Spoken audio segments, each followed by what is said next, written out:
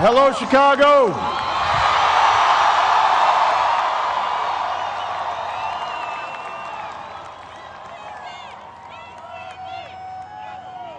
If there is anyone out there who still doubts that America is a place where all things are possible, who still wonders if the dream of our founders is alive in our time, who still questions the power of our democracy, tonight is your answer.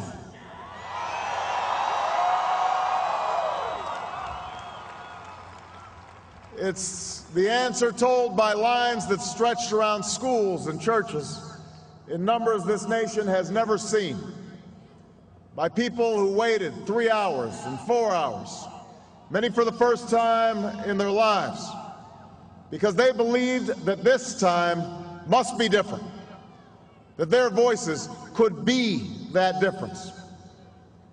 It's the answer spoken by young and old, rich and poor, Democrat and Republican, black, white, Hispanic, Asian, Native American, gay, straight, disabled and not disabled, Americans who sent a message to the world that we have never been just a collection of individuals or a collection of red states and blue states. We are and always will be the United States of America.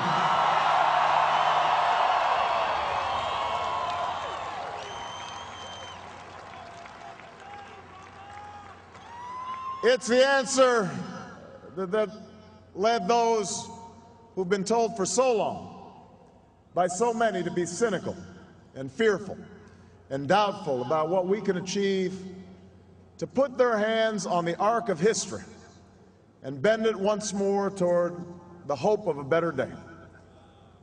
It's been a long time coming, but tonight, because of what we did on this day, in this election, at this defining moment, change has come to America.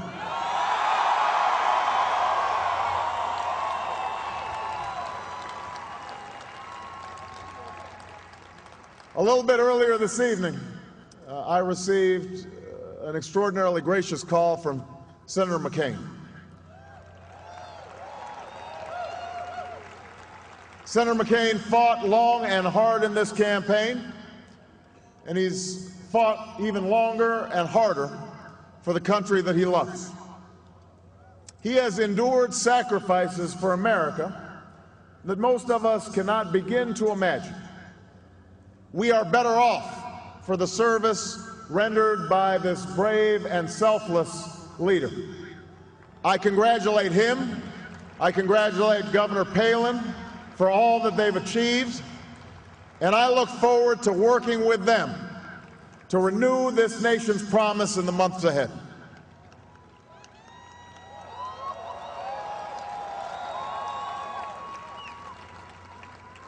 I want to thank my partner in this journey, a man who campaigned from his heart and spoke for the men and women he grew up with on the streets of Scranton and rode with on the train home to Delaware, the Vice President-elect of the United States, Joe Biden.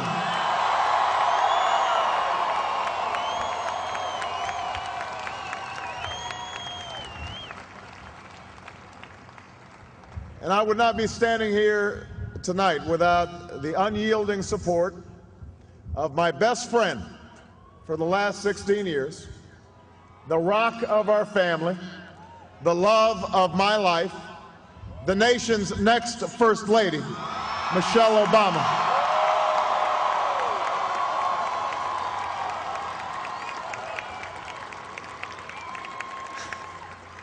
Sasha and Malia, I love you both more than you can imagine, and you have earned the new puppy that's coming with us to the White House.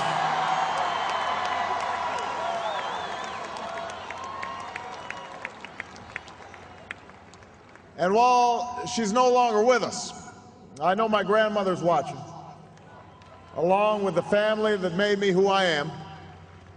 I miss them tonight. I know that my debt to them is beyond measure. To my sister Maya, my sister Alma, all my other brothers and sisters, thank you so much for all the support that you've given me. I am grateful to them.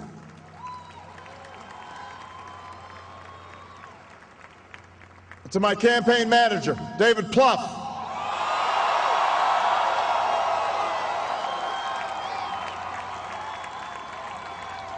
the unsung hero of this campaign, who built the best political campaign, I think, in the history of the United States of America. To my chief strategist, David Axelrod, who's been a partner with me every step of the way. To the best campaign team ever assembled in the history of politics, you made this happen, and I am forever grateful for what you've sacrificed to get it done. But above all, I will never forget who this victory truly belongs to.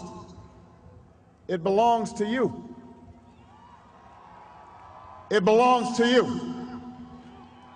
I was never the likeliest candidate for this office.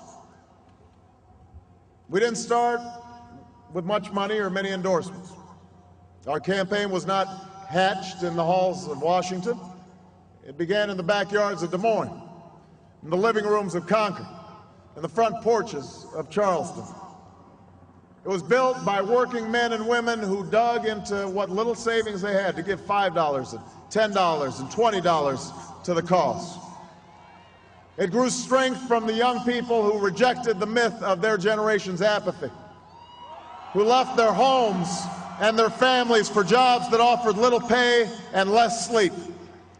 It drew strength from the not-so-young people who braved the bitter cold and scorching heat to knock on doors of perfect strangers, and from the millions of Americans who volunteered and organized and proved that more than 2 centuries later, a government of the people, by the people, and for the people has not perished from the earth. This is your victory.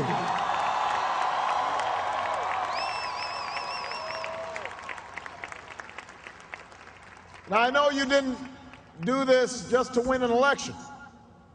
And I know you didn't do it for me. You did it because you understand the enormity of the task that lies ahead. For even as we celebrate tonight, we know the challenges that tomorrow will bring are the greatest of our lifetime. 2 wars, a planet in peril, the worst financial crisis in a century. Even as we stand here tonight, we know there are brave Americans waking up in the deserts of Iraq and the mountains of Afghanistan to risk their lives for us. There are mothers and fathers who will lie awake after their children fall asleep and wonder how they'll make the mortgage, or pay their doctor's bills, or save enough for their child's college education. There's new energy to harness, new jobs to be created, new schools to build, and threats to meet, alliances to repair. The road ahead will be long. Our climb will be steep. We may not get there in 1 year or even in 1 term. But America, I have never been more hopeful than I am tonight that we will get there. I promise you, we as a people will get there.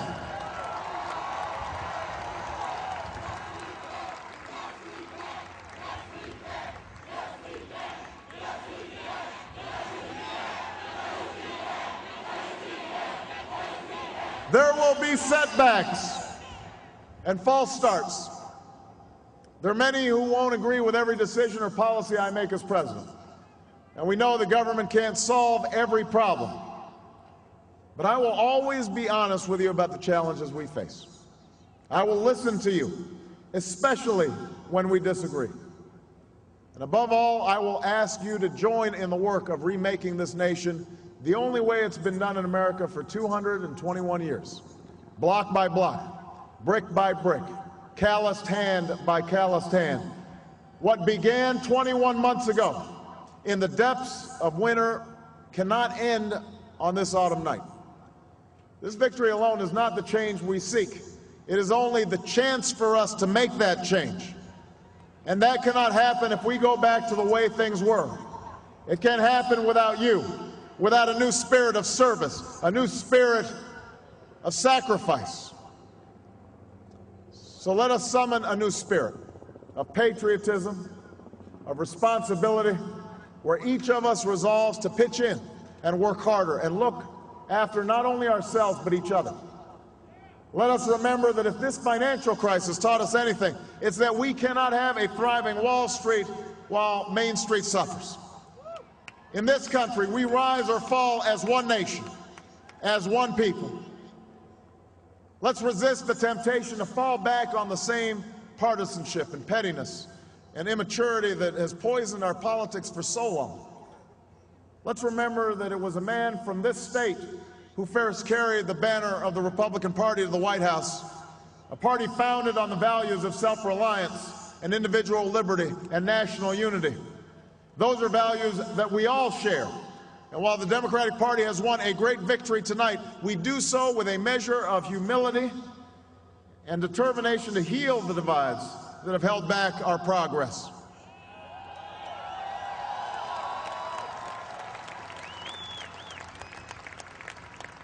As Lincoln said to a nation far more divided than ours, we are not enemies, but friends. Though passion may have strained, it must not break our bonds of affection. And to those Americans whose support I have yet to earn, I may not have won your vote tonight, but I hear your voices.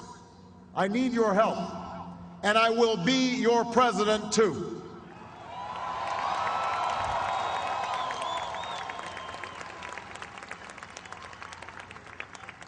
And all those watching tonight from beyond our shores, from parliaments and palaces, to those who are huddled around radios in the forgotten corners of the world, our stories are singular, but our destiny is shared.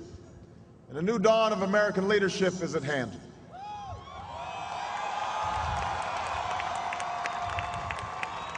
To those who would tear the world down, we will defeat you. To those who seek peace and security, we support you. And to all those who have wondered if America's beacon still burns as bright, tonight we proved once more that the true strength of our nation comes not from the might of our arms or the scale of our wealth, but from the enduring power of our ideals: democracy, liberty, opportunity, and unyielding hope.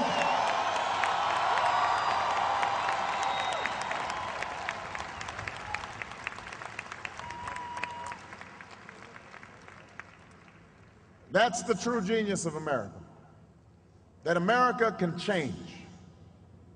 Our union can be perfected. And what we've already achieved gives us hope for what we can and must achieve tomorrow. This election had many firsts and many stories that will be told for generations, but one that's on my mind tonight is about a woman who cast her ballot in Atlanta. She is a lot like the millions of others who stood in line to make their voice heard in this election, except for one thing. Ann Nixon Cooper is 106 years old. She was born just a generation past slavery, a time when there were no cars on the road or planes in the sky, when someone like her couldn't vote for two reasons: because she was a woman and because of the color of her skin. And tonight, I think about all that she's seen throughout her century in America: the heartache and the hope, the struggle and the progress, the times we were told that we can't, and the people who pressed on with that American creed: yes, we can.